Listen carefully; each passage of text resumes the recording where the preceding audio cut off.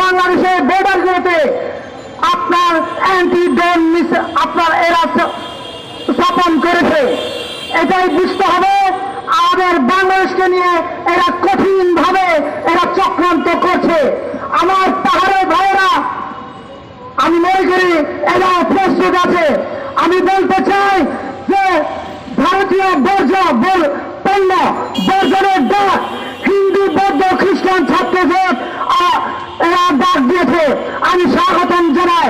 আমি এর পাশাপাশি আমি খুশি হতাম যদি আমার বাংলাদেশের হিন্দু ভাইয়েরা ভারতের বিরুদ্ধে মিডিয়ায় এসে আওয়াজ তুলে শুরু করত। আমার বৌদ্ধ ভাইয়েরা, আমার খ্রিস্টান ভাইয়েরা মিডিয়ায় এসে আওয়াজ তুলত।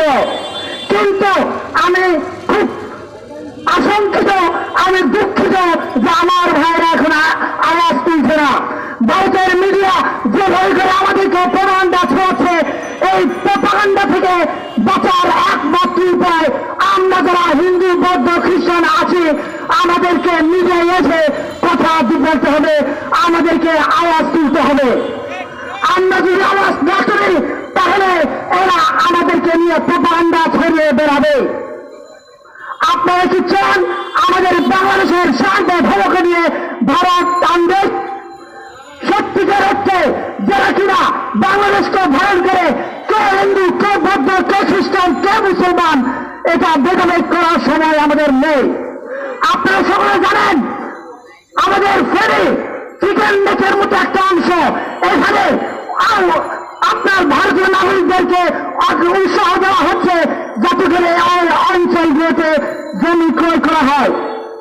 আমি বলবো ওই এলাকায় সেনাবাহিনী স্থাপন করে ওই এলাকায় প্রচুর পরিমাণে মাদ্রাসা স্থাপন করে।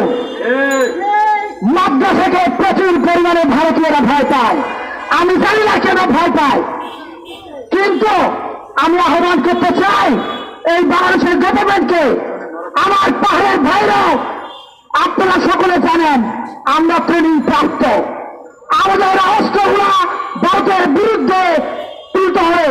আমাদের এই পাহাড়ের প্রত্যেকটা নাগরিককে ভারতের 7 সিস্টারের দিকে চোখ দিতে হবে, তবে আমরা শান্তি পাব। ভারত 7 সিস্টারকে দখল করতে পারলে আমার পাহাড় শান্তি হবে, অন্যথায় আমার পাহাড়ে আপনি হাজার চুক্তি করেন কোনো লাভ হবে না, কোনো ফায়দা হবে না। আমার এই পাহাড় অশান্ত হওয়ার মূলে একমাত্র কারণ ভারতের আরএসএস, ভারতের ভারতের মোদী।